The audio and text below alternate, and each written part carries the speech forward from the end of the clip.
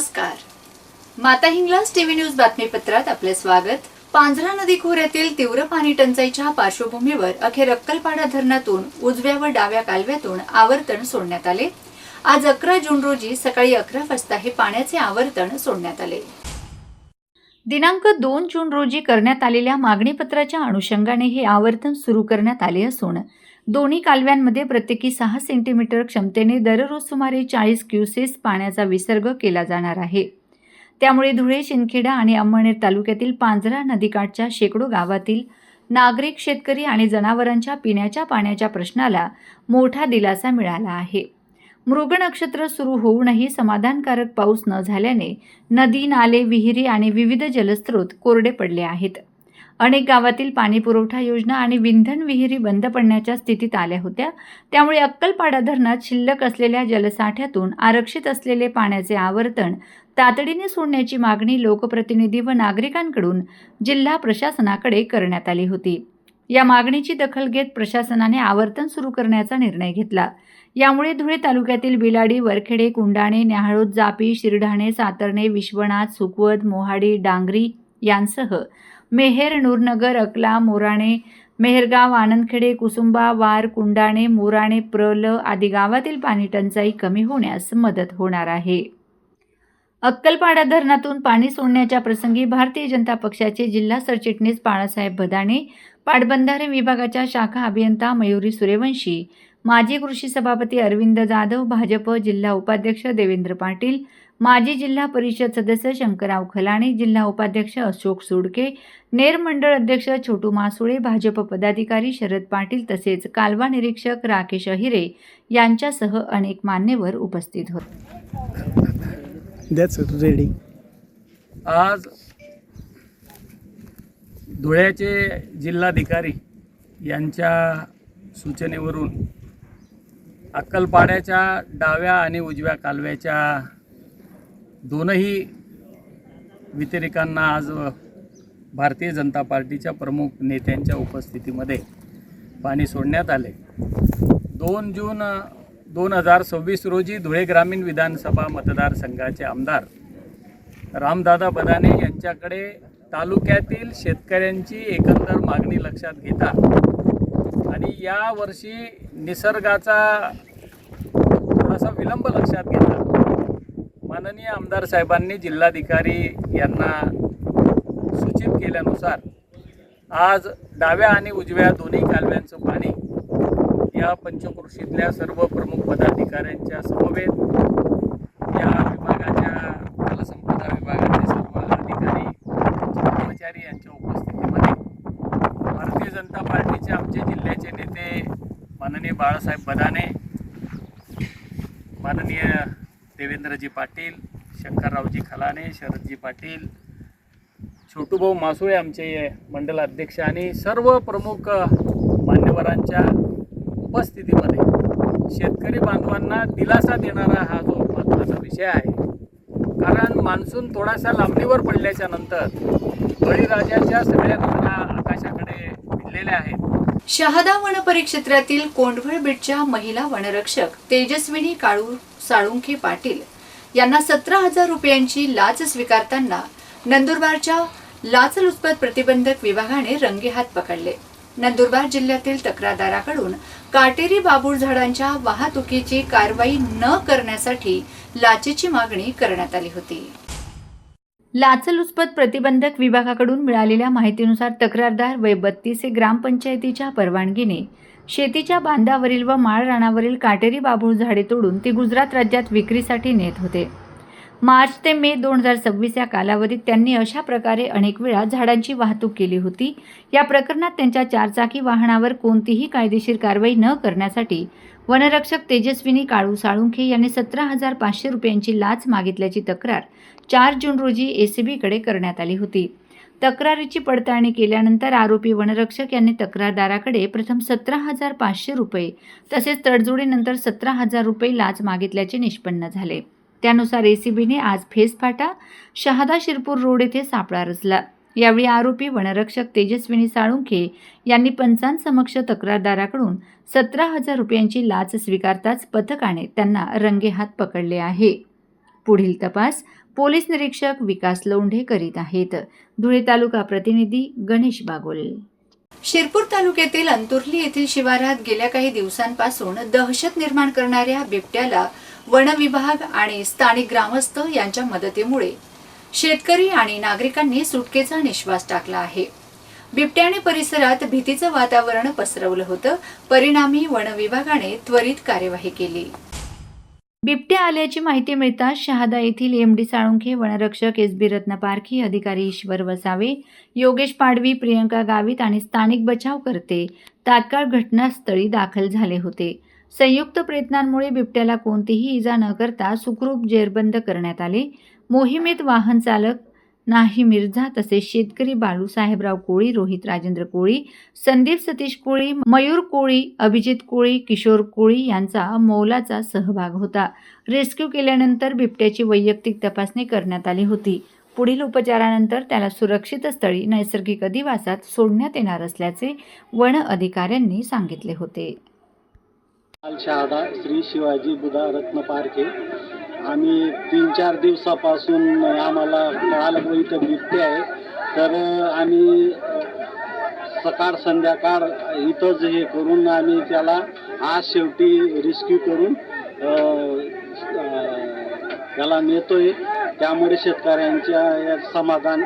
भारतीय बौद्ध महासभा धुळे जिल्हा शाखेचे जिल्हाध्यक्ष आयुष्मान बीटी अहिरे यांच्या नेतृत्वाखाली डॉक्टर बाबासाहेब आंबेडकर संदेशभूमी धुळे येथे आयोजित करण्यात आलेल्या 10 दिवसीय श्रामणेर धम्म प्रशिक्षण शिबिराची काल 10 जून रोजी यशस्वी सांगता झाली.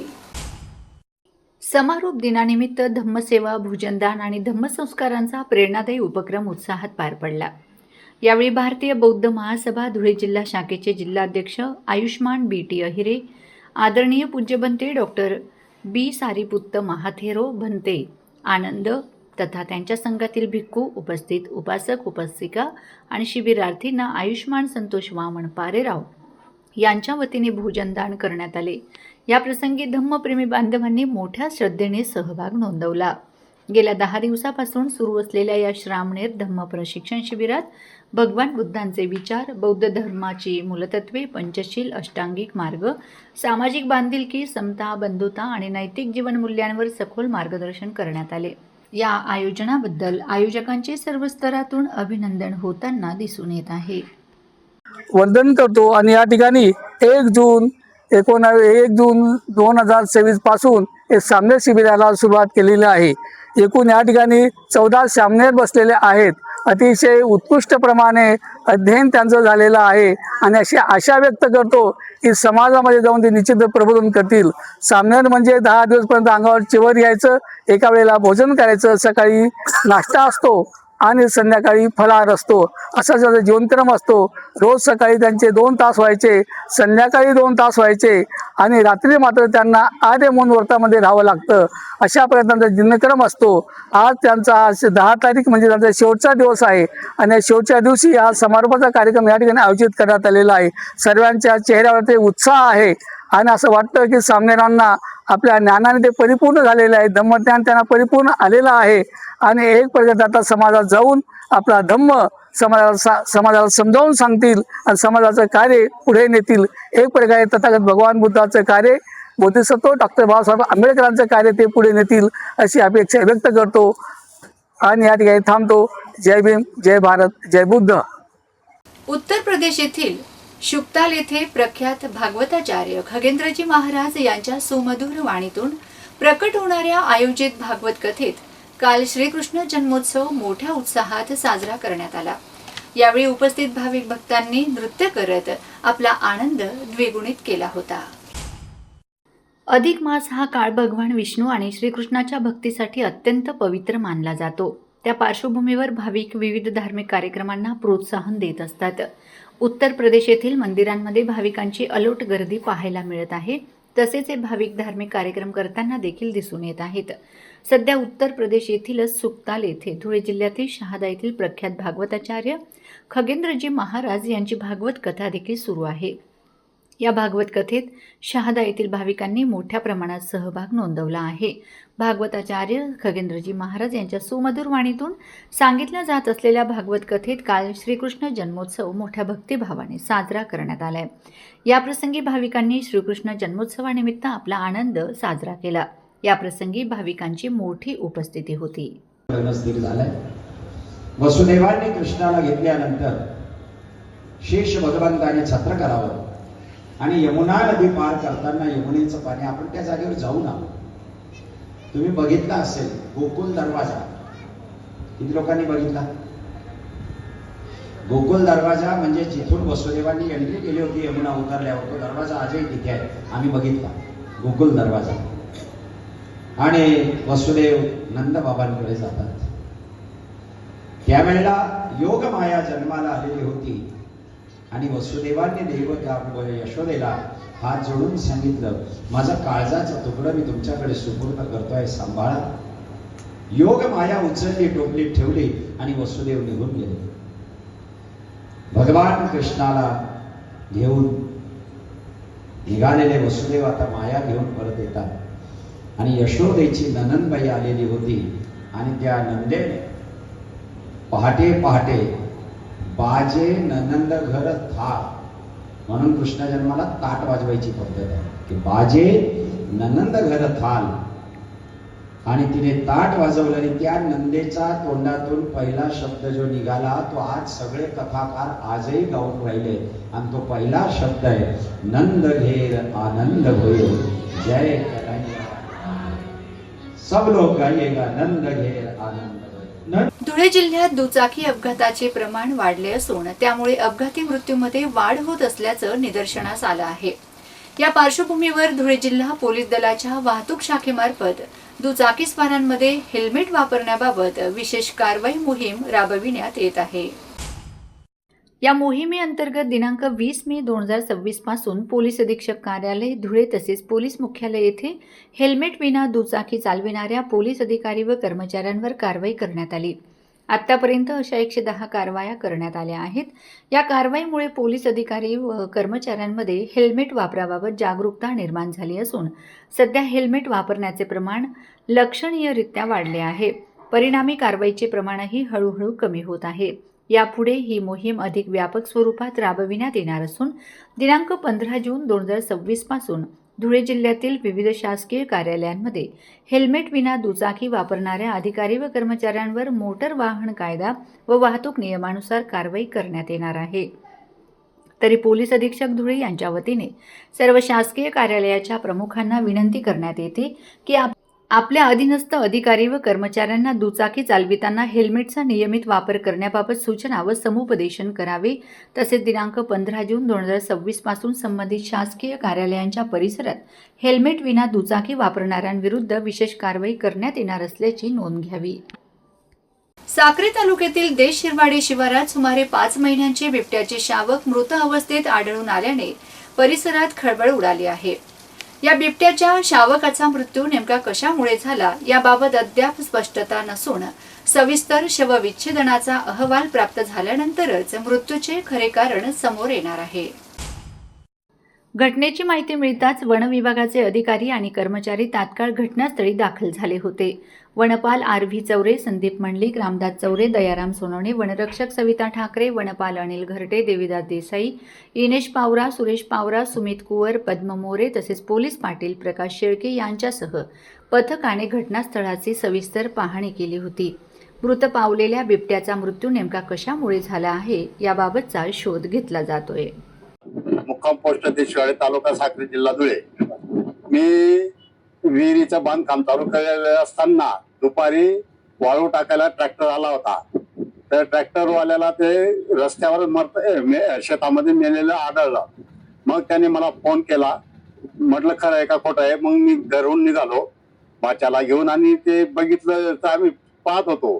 पण जेव्हा कळालं की ते रस्त्याच्या बाजूला आहे मग मधून असा रस्ता केला होता वाळून नेण्यासाठी. मग तिथं बघितलं ते मेलेलं आम्हाला आढळलं. लगेच आम्ही फॉरेस्ट ऑफिसरांना कळवलं आणि ते आले आणि त्यांनी घेऊन धुळे तालुक्यातील निकुंभ गावातील खून प्रकरणातील फरार आरोपीस अखेर सोनगीर पोलीस ठाण्याच्या शोध पथकाने जंगलातून ताब्यात घेतलंय. 48 तासात या प्रकरणाचा उलगडा करण्यात आला आहे. धुळे तालुक्यातील निकुंभ येथील शानाभाऊ शंभू पाटील यांच्यावर दिनांक 8 जून रोजी सकाळी 8 वाजता प्राणघातक हल्ला करण्यात आला होता. या हल्ल्यात ते गंभीर स्वरूपाचे जखमी झाले होते. त्यांना उपचारासाठी हॉस्पिटल येथे दाखल करण्यात आले होते, मात्र उपचारादरम्यान त्यांचा मृत्यू झाला. या संदर्भात नातेवाईकांनी हल्लेखोर दशरथ किशन भिल ठाकरे यांच्यासह अन्य जणांवर सोनगीर पोलीस ठाण्यात गुन्हा दाखल करण्यात आला होता. मात्र सदर आरोपी हा फरार झाला होता. सोनगीर पोलिसांनी तपासाची चक्रे फिरवीत अखेर फरार आरोपी दशरथ भिल याचा 48 तासात शोध घेऊन त्याला बेड्या ठोकल्या आहेत. याचबरोबर माता हिंगलाज टीव्ही न्यूजचं बातमीपत्र संपलं. भेटूया पुढील बातमीपत्रात. तोपर्यंत नमस्कार. जय हिंगलाज.